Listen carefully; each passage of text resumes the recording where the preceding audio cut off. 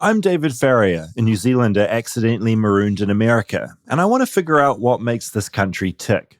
Today, I mean tick a little more literally than usual, because I'm diving headfirst into the world of the American game show. And I guess for me, the most iconic game show I'm aware of is Jeopardy, debuting back on NBC in 1964. And now, here is the host of Jeopardy, Alex Trebek.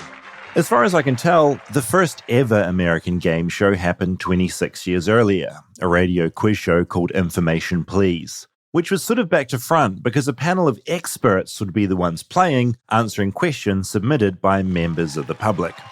Over the years, game shows exploded. Now we've got Family Feud, Who Wants to Be a Millionaire, and Hollywood Squares. Everyone's grandma has their favorite one. There got to be so many game shows in America had to create the Game Show Network just for game shows. And while other TV programs like NCIS and Young Sheldon get 10 million viewers a time, shows like Celebrity Wheel of Fortune still manage to pull in 4 million, ahead of shows like Dateline, Undercover Boss, and Masterchef. They get double what The Simpsons get. Eat my shirts! Yes, eat all of our shirts! So, get ready for that old-fashioned American tradition of plonking yourself down in front of the TV while you attempt to guess the correct answers about things that really don't matter. Because this is the game show episode. Flightless, flightless, flightless bird touchdown in America. I'm a flightless bird touchdown in America. This is a fun one. It is a fun one. Game shows, the heart of America. It's what keeps the country ticking. It's definitely what unites people. Did you grow up with any game shows, or did you skip that as a kid? I wasn't super into them. I do feel a little bit bad that Dax isn't on this one. Oh, Dax, I know. There's the elephant in the room, the person with their own show. He has had his own game show. Yeah. And he's been a clue on Jeopardy. See, that's big. That's huge. That's a life goal. It was a whole category, right? Armchair expert? Oh, that's amazing. Yeah. That's cool. I think so. You know, in New Zealand, you've made it when you're on Air New Zealand flying around the country. And if you make it onto the Air New Zealand quiz, you know that you're a big deal. Have you made it on? No. Okay. It's good to still have some goals. Yeah, and that is my main goal, is to get on the in-flight entertainment on Air New Zealand. Speaking of, if you're on Delta on certain flights, you can listen to Armchair Expert. That's really cool. Do you sometimes go on Delta and just put it on? No. I've listened enough by the time it's gone on to Delta. I like the idea of in-flight entertainment being something you're in. I was on a plane once and I had the experience of someone watching something that I was in, which is just a very funny idea. And I'm sure like actors must have that all the time in such weird scenarios. Like imagine if you're sitting next to someone that was watching you in a thing. Right. No, I mean, sometimes when I fly with Kristen and I'm looking at my movies, I'm like, oh, there she is. There she is. So many options to see her. Yeah. It's exciting. Game shows. Okay, game shows. So the only one that I did get into for a bit was Who Wants to Be a Millionaire? We had a lot of British game shows in New Zealand. We had this thing from Britain called Bruce Forsyth's Generation Game. Okay. Have you heard of this? No. Basically, Bruce was this really incredible British presenter, and his main game show was the Generation Game. And at the end of it, they would bring out all these prizes on a conveyor belt. Just so many things. So there'd be a dishwasher, there'd be $5,000 in cash, there'd be a beautiful pen, there'd be some lacy underwear. Oh my God. And the contestants could take home anything they remembered. So all this stuff would come out, and then they'd have 10 seconds at the end to just scream as quickly as possible everything they'd seen. And so it was a memory game, which is my nightmare because I just sort of remember the last couple of things that come out. No, because you don't know what things look like. It's a disaster. Well, that's just faces. It's not items. But my memory is also bad. But I thought that it was such a panicky end to the show because you've got people desperately trying to remember. You were Who Wants to Be a Millionaire? Yeah, I found that one really engaging. And I do like Jeopardy. I wasn't obsessed because I don't know the answers to things. So that's the danger, that it makes you feel stupid. Yes, like when I'm watching and people are shouting out the answers and I'm like, Yeah, Mount Rushmore. So you're not like a pub quiz person? I want to be so bad. I've gone to so many trivia nights. Oh, yeah, you call them pub quiz. Oh, sorry, yeah, because bars are pubs where I come from, so it's very confusing. Yeah, because when you were first telling me about the rehearsal, you were like, he's really into pub quiz. And I was like, what are you is that? talking about? I do not understand the show. Trivia nights. Yes, so I've gone to many, and I love it. It's so much fun. But I don't know trivia. I'm really bad. And one time I left and I was like, I hate myself. I have to fix this and I got to get books. Yeah, you'd have to hone in on a certain category and become the expert in your friend group at that thing. Yeah, that's the strategy with trivia night is you have friends for different groups. Yeah, it'd be like, Monica, you're the sports person. What? You know? That's definitely not what I should be. Remember football episode? Oh, no, I'm aware. Dionne Warwick? I'm aware. Could never forget. Okay, what should my category be? I think your category could be maybe shopping. Like do they have that? No. Oh, man. I would be so good at that. There's TVs and movies, sports, medical, science, pop culture. You could maybe do pop culture. Politics, maybe. Okay. Geography sometimes. No, I'm bad It's a lot, though. Are you into anything, Rob? Are you good at a quiz? Music and sports are usually... But most trivia, though, is pop music, which I do not know. Yeah, not your thing. I was looking to see if New Zealand had any original game shows, because all we do in New Zealand is lift every format elsewhere. Our reality TV, we have our own Bachelor, which is such a hard watch because we're all so shy and nervous. There was one season of The Bachelor where the Bachelor sort of refused to kiss anyone because he was too shy. So we have our own versions, but we did have, I believe this was an original New Zealand game show, and I just want to show you a little clip because it's just so good. Okay. It was called Tuck's Wonder Dogs, and it's just a show. I can't watch this. It's just a show where people would put their dogs through different trials and tribulations. So I'm just going to play you guys about 20 seconds of it because it's really good. Okay. Oh, I hate it. Oh my God. The ripoff of Underdog. Is there a show called Underdog? Yeah. Oh no, it's not an original. Wait, but it's not a game. This is a game show? For dogs. Tonight on Tax Wonder Dogs, King Rupert has a cavalier time on the boardwalk. We meet Wombat, oh my God, he did a backflip. And Dexter's finally on the canvas. Yeah, so they're dogs Tonight, Rupert, Dandy, and sort of Fox are facing all off against boys. each other in different Northern tasks. Lights are a team of That's like woolly winter dogs. a total ripoff Redemption of Ridgebacks are Underdog road theme song. scholars. Oh no, so it's not an original. No. The song. Underdog is a not cartoon. a game show. Oh, so Underdog is a cartoon. Right. Great. No, so Tuck's Wonder Dogs is a New Zealand original. It was a classic. These beautiful dogs would compete in different events and they'd have to jump through hoops, and whoever did it best won the prize. Okay, when was this show? It was 70s, 80s kind of a thing. Maybe some 90s as well. Okay. It was around when I was a kid. Because obviously in New Zealand, dogs are so important because we have so many sheep. And so sheepdogs become a thing because we're always having to herd sheep into pens. I see. So dogs are like a big part of our culture. Okay, that makes sense. One of them did a backflip. That was impressive. I did enjoy that. We also had another show called Top Town, which was, it's not really a game show, it's more of a reality program, but towns would compete against each other to be like the best.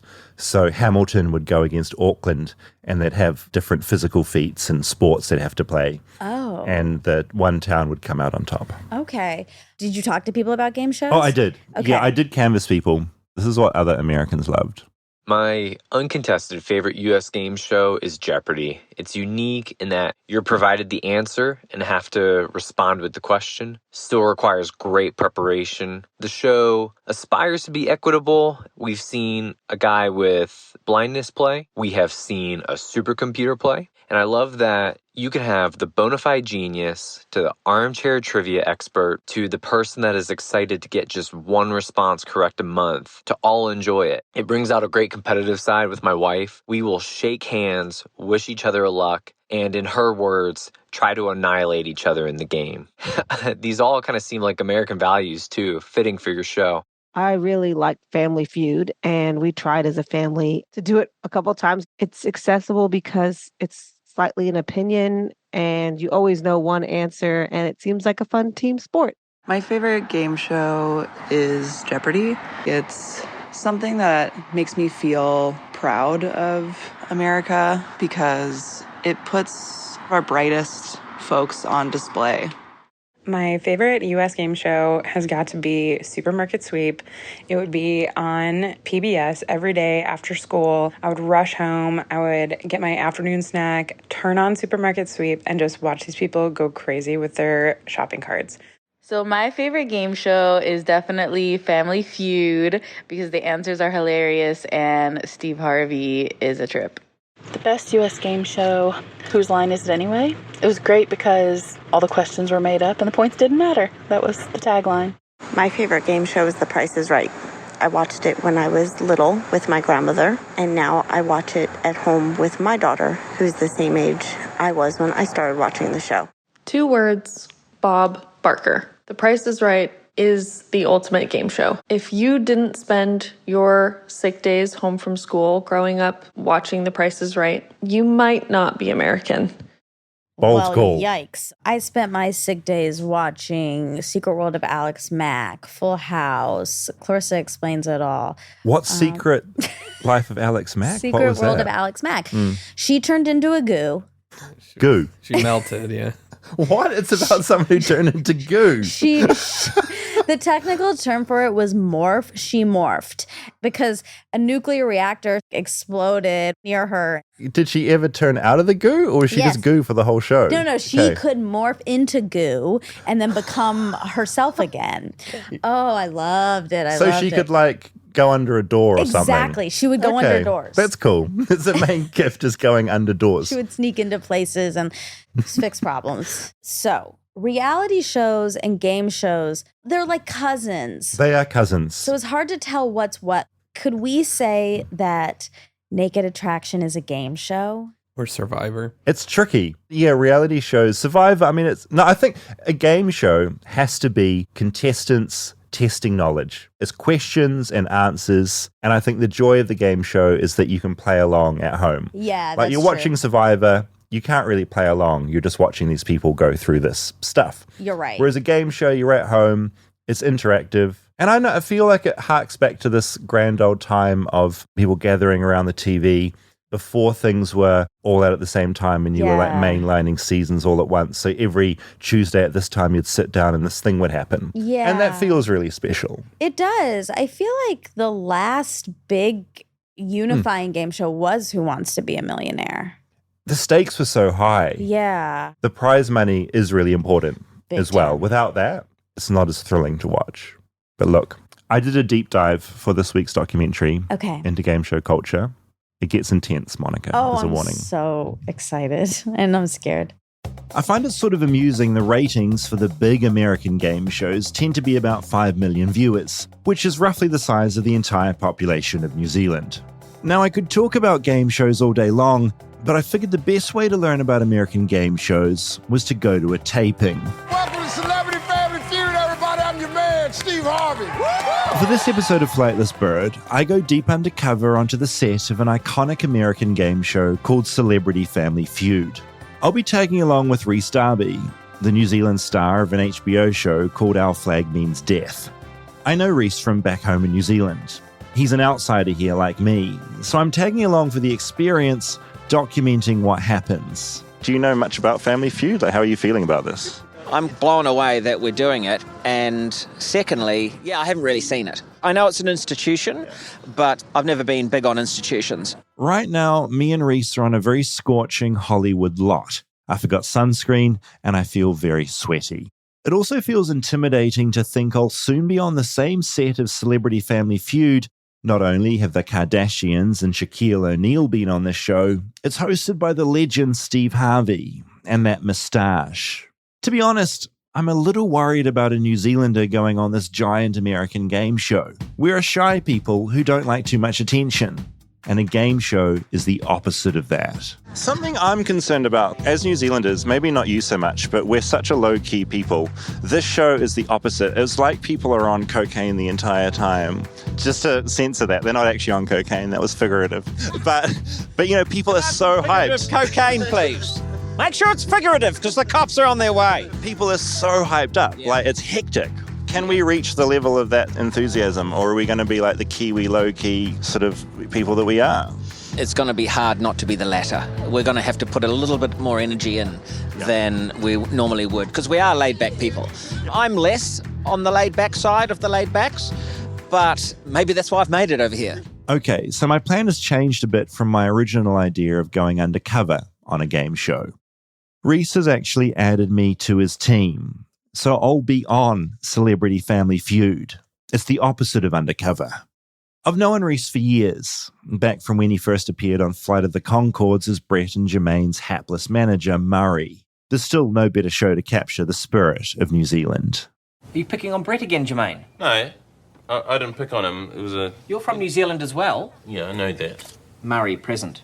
And I'm from New Zealand. You're insulting me as well. I did it, but it wasn't even me that... You're hurting all of us when you bring down New Zealand, okay? From Conchords, Rhys ended up moving to Hollywood, appearing next to actors like Dwayne "The Rock" Johnson in Jumanji. Ruby Roundhouse, killer of men. Welcome to Jumanji. Killer of men? Now he's here on Family Feud, and Rhys has decided that I should be on his team, a member of his figurative Kiwi family. I'm worried and I'm terrified. As for Rhys, his main problem seems to be remembering the name of the charity he's going to be playing for, an environmental cause that has the most confusing name I've ever heard. Algalita Marine Research and Education. Now, look, this is just a quick test. What charity are you playing for? Because it's a complicated one, and I can't remember it at all. Yeah, thanks for that. It's a nautical research company that also does education, and it has a name similar to Allagash, which I know is a beer, but it's not that. It rhymes with margarita. It rhymes with margarita. I want to say it's alligator. No, that's a reptile. I turned to Sydney, who is Rhys's PR person. That's something I've learned happens when you get famous in America. You get a PR person. What was the process of us getting on the show? Like, did they approach us? Did you approach them? What are we doing here? Yeah, we were approached lots of email threads. I'm on like 65 email threads. That is too much. But Because this show is like an empire, right? This is like a big deal. Oh, yeah, for sure. So, Rhys's team is me and him, plus Samba from Rhys's pirate show, and then there's our other Kiwi friend Fleur and Rhys's son Finn. I'm amazed that we each get our own trailer. Having your own trailer means you've made it. I walk inside and look around. I discover mine comes with its own DVD player. I go into the toilet for a nervous wee and notice this carpet on the toilet floor. Gross. Name something a business deal might be made over. Lunch. That's good. You like that? Yeah. I'm a sound effects king. One of the most stressful things we've discovered is that none of us on the team have really watched Family Feud. We don't know how it works. With this in mind, Samba has pulled up a Family Feud guide off the internet so we can practice. Besides a car, name something that you might not be able to fix when it breaks. A yacht. That's a highbrow answer. Besides a car, name something that you might not be able to fix when it breaks. A television. TV. That's good. But so you have to just kind of think what the average person would say. But here are all the answers. Washing machine, computer, heart, plumbing, fridge, toilet, bike. We decided the secret was not to overthink it. Like Tom Cruise in Top Gun, don't think, just do. Suddenly, someone comes into our trailer to find out who in our team will be playing something called Fast Money. The bonus round. One definitive thing of a game show is having a bonus round. But it wasn't always that way. Before 1960, there were no bonus rounds. These days, it's just expected. It's decided Rhys will play Fast Money. With that in mind, we head to hair and makeup to make sure we don't look too disgusting to go on TV in an hour's time. What's happening? I'm here to get my makeup and hair sorted. Okay. And I'm the same. Every trailer is a hive of activity. Jay Pharoah and his family are on the other team, and his sister Shayna is getting her makeup done next to me. She's very friendly and very confident. It's weird getting your makeup done for TV. Thick, goopy layers of foundation are layered on, then you're engulfed in powder. I look at myself in the mirror and think I look like something out of Madame Tussauds. It also strikes me how many people need to come together to make a show like this. Renee is tasked with doing my hair. You're obviously involved in the hair side of the game. What are the main stresses or joys that you encounter in your job here? Well, depending on who comes in, sometimes they like to do their own, so they're camera ready. And we just want them to feel good about the way they look on camera, whether they do themselves or have us do it for them. I figure Renee has been to this rodeo before. Maybe she has some tips. Do you have any advice on how to win this game? Oh, remember, it's the most common answer. Whatever comes to the top of your mind is probably the best. What if I panic? What do I do then? If you panic and you say something stupid, it's good TV and you'll end up on YouTube. Rhys has just slipped into the room with us. Come in. He looks excited. Algalita Marine Research and Education. Nailed it! Finally! My hair's all done. It looks just the same as when I came in. I wander around my teammates' trailers. I bump into Fleur. With so many New Zealand accents around, I could almost mistake this Hollywood lot for being back home. What's your technique going to be on this show? Listen and respond. I'm just going to panic and just blurt stuff out as it comes to mind. So scared. That's the truth. I thought I was through the nerves, but then things get real. A man called Brian approaches, clutching something in his hands. It's the iconic oval Family Feud name tag. With its yellow halo, the name tag's blue center shines out at me, and in the middle, in capital letters, my name, David. And do I get to keep this after the show? You get to keep this after the show.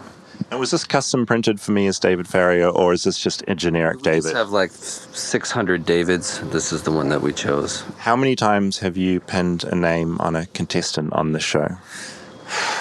20,000. I marvel at how many families must have competed on Family Feud. I mean, there have been over 3,000 episodes since the show started on ABC back in 1976. Back then, it was hosted by Richard Dawson, not to be confused with Richard Dawkins. These days, the production is a bit like a conveyor belt. Today, for example, they're recording our episode, then there are another 5 that Steve Harvey will do straight after. It's getting close to our time now. I approach Samba Shoot, an actor and comedian who's also on Our Flag Means Death. Born in Mauritania in Northwest Africa, he's been in America a little longer than me. But like me, Samba's still battling to make sense of it all. How are you feeling about all of this? I'm super excited to embarrass myself in front of every American watching. I feel like we've got this weird advantage where we're all New Zealanders. So if it goes wrong, we can kind of just be like, we didn't know what was going on. We're New Zealanders. You don't quite have that excuse. I hear a bit of an American accent. My excuse is going to be, I grew up in Ethiopia. I don't know any of this. I'm going to try and win because it's important for the Alligator Fund of Education and Research that Rhys has been talking about. I think we're going to do good. You know, we've got a good range of people here, very international, very diverse. We got youth. We got travel experience. We've got brains. We've got wackiness. I am a little bit concerned. I sat next to one of the other contestants from the other team, and they seem like very confident and like assured, and that panicked me a little bit because as New Zealanders, like we're not that assured. Are we going to be okay? You're going to be okay. Well, people don't realize that New Zealanders are very shy and quiet people, but those make for the best predators. I wish that was true. But New Zealanders are very much like our namesake. The kiwi is in the bird, not the fruit. Kiwi birds are shy and quiet and utterly useless. Everything eats kiwis. They can't fly and they can't defend themselves. They're the opposite of a predator. I mean, that's why this show is called Flightless Bird. I'm marooned here, utterly useless, flightless, barely able to fend for myself. I've seen some memes. I've seen how people embarrass themselves. I know Steve Harvey because I've seen his stand-up comedy, but I do not know anything about this show. So he's a stand-up comic? Yeah. Does he still perform or does he just do this now? Apparently he's retired now, but he's been doing stand-up comedy since the 80s, 90s. There's a lot of pressure being black, ain't it? It's hard, man. It's a hard job. You can't get no relief nowhere. They say yachting is America's #1 sport. You don't never see none of us yachting, do you? After that first big boat ride, we kind of lost our taste for sailing. There's a ton of Steve's old comedy on YouTube. But these days, the 65-year-old lives and breathes TV shows. He has perfected the art of being the ultimate host. The Steve Harvey Morning Show, the Miss America competition, Judge Steve Harvey, and of course Family Feud, Celebrity Family Feud, and Family Feud Africa. He has no less than 7 daytime Emmy Awards. More meme than man at this point, he founded a company called Steve Harvey Global and writes self-help books with titles like Act Like a Lady, Think Like a Man. A production person indicates things are about to get real. Any last thoughts before we leave? This is it, man. I let things come to me in the spur of the moment. And I think I'll keep that up, especially on something like this, which I think is the aim of the game, really. Because if you overthink, you're not going to hit the jackpot. And it's all about me getting that money for that. Yeah, the charity. What is the charity that we're playing for? Yeah, it's a great charity. So they collect all the plastics from the oceans, which is very important, and get rid of the microplastic. And It sounds really good. I'd love to give some money to them. What is the company or the organisation that I should make my check out to? Readily available online to find the title of.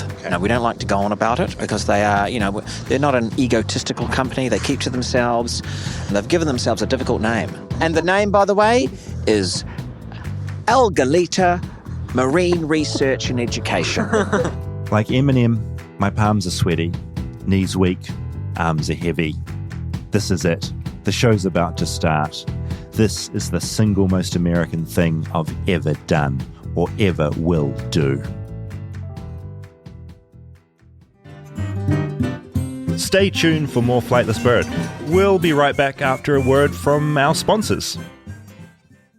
Flightless Bird is brought to you by FrameBridge, which makes it easier and more affordable than ever to frame your favorite things. I've just got 5 things back from FrameBridge. What did you get? I got some art I had in New Zealand, some photos I took myself. My friend gave me a big painting of a cat. Oh my God. And what's cool about them is they can frame things that aren't just flat art. Yes, I love them. They're so easy to work with. It's such a good gift idea. And it arrives back at your house all beautifully packaged. Pristine. And it's like Christmas. Yes, it is. Really I just good. got a piece of art. It's a drawing of Bemelman's Bar in New York, which I love. And I was just on FrameBridge figuring out what frame I want to put I also got a big pink pig framed in a big green frame. It looks really good. So just go to framebridge.com and upload your photo, or they'll send you the packaging so you can just send the actual piece into them straight away. I can't reiterate enough that the quality is so good and the price is so affordable and framing's so expensive. And this is the best way to do it.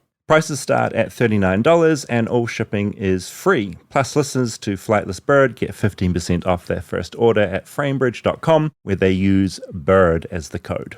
Get started today. Frame your photos or send someone the perfect gift. Go to framebridge.com and use promo code BIRD to save an additional 15% off your first order. Just go to framebridge.com, promo code BIRD. Framebridge.com, promo code BIRD. Flightless Bird is brought to you by Helix Sleep. I've had my Helix mattress now, which was delivered in the mail. I've had it for about 6 months. And I'm sleeping really well, apart from a ghost that I had problems with, which is going to be another episode. I love this mattress. It's the best mattress I've had. I don't know if it's just because New Zealand mattresses are no good, but this Helix one I really love. It actually speaks to how good it is, the fact that you can go back to sleep. You wake up every day to this ghost at 3 a.m. and then you're able to go back to sleep. Yeah, I'm going to explain it in the Halloween episode. When I nap, I now go to sleep as well. When I used to nap, I'd nap for 20 minutes. Now I'm in a deep sleep and I wake up about 2 hours later, which you witnessed when I came in here all dopey one day. It's because of that friggin' bed.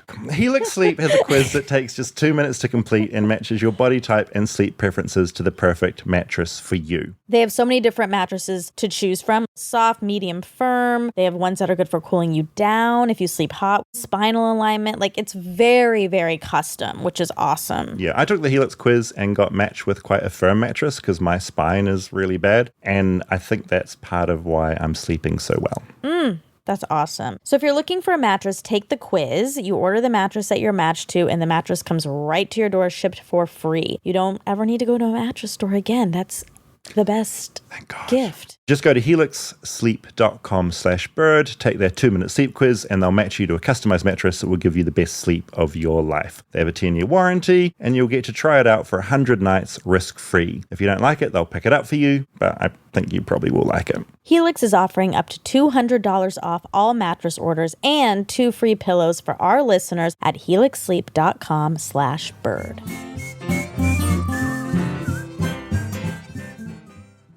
Well, that's a good dramatic point to stop. Really and just dramatic. Update I want and go more. on things. Rob actually sent me Steve Harvey's book in the mail Act like a lady, think like a man. Okay. But I do read it? appreciate you You sending read it to me. Bit insulted you thought I needed it. But yeah, Steve Harvey, he is a legend. I knew him from memes in New Zealand. I'd never watched the show, but I knew about Family Feud just because of that face and that moustache and that beaming smile. It's all in the subtle looks and the moments, and he makes that show come together. If there was no Steve Harvey, Family Feud would not work. I know. And seeing that face in front of me, that moustache and that big bald head, it was like heaven. I felt like I was in a meme, and it was truly wonderful. He's an institution. I think it's very hard to be a game show host and do that well. Uh-huh. You're nervous for these people. Dax would say you get very anxious, but you have to be on and you have to be supportive. And Yeah, because of course they're full of nerves. Yeah, and you have to chit chat and you have to be elevated, but you can't be too over the top. But you got to keep the energy high for everyone. I mean, it's like a lot. And you're dealing with people that aren't used to being on TV a lot of the time. Like a family on Family Feud, you're working with amateurs essentially, right? So what can you do? You're giggling a lot right now. Yeah. Something evil has occurred to you. No, it's not evil. I just remembered my experience with a game show. Oh, okay. So we said Dax hosted a game show. He did. But also Dax and Kristen hosted a game show. He's involved in 2 game shows. They hosted a game show that the Ellen team produced. Right. It was called Family Game Fight. It was super fun. But I worked on that project and I helped with the scripts a little bit. And the filming of that game show was chaos. I'm interested to compare it to my experience, which I go into soon. But what is the filming like? I mean, there was a lot of moving parts to that, and it was season 1. There are hiccups. They're finding themselves, right? Everyone's finding themselves. Yeah, lots of different sets to have to move around. They got huge dumps of water poured on them over and over and over again. Like, I've seen clips of that on YouTube and it was full on. Just the logistics on a set of having a lot of water is also just another crazy thing because that stuff probably has to be cleaned up and reset all the time, right? Exactly. And so then you're running back upstairs to get into a new outfit for a new setup. You have to dry the hair. It was a lot for them. But it was also funny because I went into the control room. Okay. There's a teleprompter in these shows and things change based on what is happening in the moment. So it is panic in that room. So there's some poor person doing rewrites, furiously typing things in, trying to make the narrative all make sense. Yes, and it's like, okay, 13 points. Okay, we got to move forward in the script because when they say 13 points, I mean, it was chaos. What was the level of fun versus stress? I mean, game shows are fun, right? People are winning money and people are excited and it's really fun to give money away. Like it's just a beautiful thing. But it was stressful. It sounds like also what you said about dumping water, it reminded me of this New Zealand kids show where they would dump goo on people. Oh my God, which Nick. reminds me of your show. Your little person probably was part of that goo. Oh my gosh, Alex Mack. But they do that on Nickelodeon, right? Yes, they do. So Slime. Slime. They stole that for a New Zealand show as well. Oh my God. Can they just do their own thing? No, it's really hard to come up with an original game show. It's really difficult to do. We steal everything. That is remind me of kids' game shows on Nick. What was that tribal one? Guts, Legends of the Hidden Temple, and Guts. And Guts. I loved those. I did too, yeah. What's Guts? That sounds very visceral. There was a mountain, like physical competition. Right. Yeah. I remember there was one part where they climb in an ear. Do you remember that? No, that was... that a different That was one? a different one. That was... What was that? It's a giant mountain. There's like a big ear you're crawling into. Oh, you're right. Guts was... They were in different colors on Guts. Yeah, and at the end, they had to climb the mountain. And they're like... Why Guts? Because tough. Like, you've got you've got guts. Right. Yeah. I was thinking of some sort of like Might have medical been show. slime involved in Guts. Probably. If I remember Everything on correctly. Nickelodeon, I think of that era, had slime. No, there was another one where it was two contestants. I know what you're talking about. Was it Double Dare? Double Dare. Yes, Yeah. Double Dare. Oh my God. Okay. And one of the challenges is they had to climb into this big ear. And then I think they had to like retrieve stuff out of the Yeah, ear. they had like flags they were getting. Yes. It was like an obstacle course, but gross. Why was it an was ear? fun. To be gross. Yeah. Yeah. Wow. Yes. And I don't remember there being slime, but there might have been slime. And then Legends of the Hidden Temple was a big one. Man, Nickelodeon really pulled out some good game shows. I forgot about that. Yeah, it's cool. I like how game shows can be played by kids and adults as well. That's kind of nice. It's very interactive. And essentially, like, the adults are doing the same thing as the kids. They're still getting dunked on with water. It's the same sort of shit. Exactly. Maybe that's why we like it. It's kind of like full of wonder. I think of Spelling Bee as well, those shows. Borderline between quiz and game show. I don't know. Reality quiz game. Yeah. It's all a blur. The borders blur. I do want to play one clip. Oh, please. Real quick before we move on. This is the Newlywed Game. What will your husband say is his favorite condiment? Oh, I would say his pool table upstairs, definitely. Annette? I never heard that word before, neither. So I said karate school. Karate school is a really good answer. A great answer. That's the thing that makes it magic, is the unpredictable nature of what people under pressure will blurt out. Oh, there's so many good Family Feud ones. Oh, there's so many good moments. Yeah. Including our one. We've all been let inside this big studio building, gone down a lift, twisted and turned along a hallway, and are finally in this big open room. There are 2 rows of chairs, both facing each other. Our team sits in one, and Jay Pharoah's team on the other, so we're eyeballing each other. Because we're in America, everyone is on their phone, posting, live streaming, TikToking. We're going against the Rhys squad. Y'all know what it is. It's the battle. It's the battle of noises today. That's all I'm gonna say. You know what it is. Eventually, we're told to shut up, and one of the crew from Family Feud talks us through how this whole thing will work. This is a day you will never, ever forget. Woo! They're having so much fun. Mr. Harvey is on fire, and he's so excited about you guys being here. So, it moves like a train. So the idea is to get to 300 points. The first team to 300 points wins and goes to Fast Money. We start the game. I thought getting instructions would be quite helpful, but they go on for so long and somehow manage to make everything even infinitely more confusing. Fun that way. And we used to shake hands, right? But now because of COVID, we can't do that. I realize I still have absolutely no idea how this game show works. I've never watched an episode all the way through. It's something about trying to guess the answers that someone else has already answered, or something. It's risky to buzz in early. Here's why. I turned to Rhys. He also looked slightly panicked. It's nice to know it's not just me. Fleur was the same. And I totally blacked out. Yeah. Words. Constant words. We're then marched onto the set. The set's huge. It's the size of a small New Zealand town. It's bonkers. I've been on game show sets in New Zealand, and this makes them look like pokey backyard productions. There's a studio audience already there, and a hype man on stage getting them fired up. Come on up. Hi, I'm going to give you some stage directions, and then we're going to get started, okay? To be honest, trying to record an audio documentary while taking part in a game show on American TV is kind of stressful. I'm so busy trying to capture all these moments, I haven't taken any of the instructions in. And remember how that producer earlier said it moves like a train? It moves like a train. They weren't lying.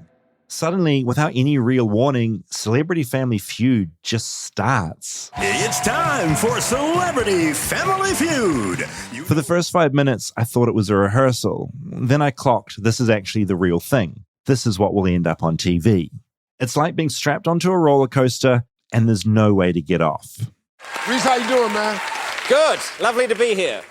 Lovely to be here. Lovely to have you. Like Dax always teasing my accent, it's good to see Steve Harvey ripping into Rhys's. Anyway, let's meet everybody else. I have my team, consisting of David Farrier, Samba Shoot, Fleur Seville, and Finn Darby. Have yourself a good time. Look, I don't know if good was the word I'd use, but it was certainly a time. Give me Shayna, give me David. Let's go, Shayna. I was second up against Shayna, who I'd met in the makeup trailer earlier. It was time to answer some important questions involving American culture. Name something a man might put in his week-old underpants to make them smell better. Shayna. Air freshener. With her lightning-fast buzzer reflexes, Shayna gets 13 points for that. David. Deodorant. Deodorant. Deodorant was apparently a more popular answer, so I get 17 points. I'm becoming so American, I answered with a more American answer than an American. Pass or play? Play. We're going to play. Let's play. Look, I'm not going to recap the whole show. We'd probably get sued by NBC. But let's just say the whole experience was very confusing for all of us. Rhys passed away as a nice way of saying someone died. Name a not so nice way. I'd like to say, carked it. It cuts to Steve Harvey's face that's just doing that blank look he does so well. No one understands carked it, which is Kiwi slang for when someone dies. Rhys tries to explain. You know, as in, what happened to that guy? Oh, he's carked it. He's cocked it. He's carked it. Wait a minute. Because it's short for carcass. We all chip in, trying to make Steve Harvey understand the word. It's got an R in it. Carked. Carked. Carked. Carked it. Carked it. Carked it. Carked it. Carked it. What the hell's going on? I guess while I've been struggling to make sense of America, this game show makes me realize that America is struggling to make sense of New Zealand, too. Oh, he's cocked This game's going to hell right here. The game rolls on. And I remember that when you're on a roller coaster, it's hard to know where on the roller coaster you are, or how much you have left, or how much has gone by. In between rounds, I check in with my teammates. How are we feeling about this? How are we doing? Well, the pressure's on, but I'm feeling quietly confident. I mean, we're slightly ahead. A woman approaches us, telling us we're doing a great job. I assume she's on work experience, maybe an intern. Your role is to give us feedback? What? Sort of, what's your role in this? You're giving I'm us the feedback? executive producer. As liberal as I like to think I am, just like that, I'm reminded I'm a massive sexist. Turns out a woman can be an executive producer. Amazing. How did we do? Oh, God, are you kidding me? This thing's fantastic. It's going to be so much fun to edit. Timing couldn't have been better because you got it right, but you didn't go over too much. So Right. now I can edit and keep it all. In my short experience, Americans love giving positive feedback to your face, even if they secretly hate something. And I'm here for it. The end of the game arrives, and it's all down to Rhys. Have you all talked it over? We talked it over. Okay. Darbylicious, your team wins the game. Come on, Rhys. Flat out. You give it to me, your team wins the game. If it's not there, the Pharaoh fam will win the game. Oh, my God. Here we go. If you heard your bedroom door open while making love, who would you hope not to see? My ex. For the win. My ex! Turns out, Rhys did really good. We just won Celebrity Family Feud. I have no doubt my contribution of uttering the word deodorant was a huge contributing factor. We just won the game. We won the game, David. I've got a tension headache. A win also means we get to play the fabled game show bonus round, Fast Money. And right from the start, Rhys is on fire. 25,000 for Algalita, Marine Research and Education. Watching on from behind my podium, I feel Rhys's entire career has led him to this point. It's like the answers have been implanted in his head, like in a Nathan Fielder experiment. Name a celebrity who has rock in their name. Rhys ends up getting 198 points, which is really high. Then Samba did his round to seal the deal. And just like that, $25,000 for Rhys's confusingly named charity. And a revelation. For only the second time in Family Feud history, someone had given all the number one answers. Rhys gave all the number one answers. Zebra, Spouse, Dwayne The Rock, Temple, and Spain. All number one answers. Somehow, Rhys had managed to fully inhabit the mindset of an American. It was an incredible feat of acting, statistically making Rhys more American than previous contestants like the entire Kardashian family. And just like that, it's over. We're led back out into the harsh sunlight of the studio lot. I feel ill. Rhys feels good. It's hard for me to ever feel anything. But in all honesty, as close to ecstatic as I've felt recently. And when he said that I was the second only person in history to get all of those right or whatever. Do you feel it was skill or chance or a combination of both? The one thing I'm good at is thinking very quickly on the top of my feet. The feet are very important. I position them in a certain way. I take everything like it just comes and then, it's meant to happen because it's all part of the delusion I've created in my head. So come back to me. I'm proud in a way that the very few skills I have been brought out today and shown to the world. And thanks to this experience, I've been shown the inner workings of a definitive American institution, that of the game show. And even more importantly, perhaps, Americans have been shown a new phrase for dying, carked it. Had you heard of carked it before? Never. First of all, Oh, thank you. We won. We won. So proud of you. $25,000 to our charity. What's the name of it? To clean the oceans, the Algalita Marine and Research. And nothing else. It just ends at research. The name doesn't even make sense. Oh my God.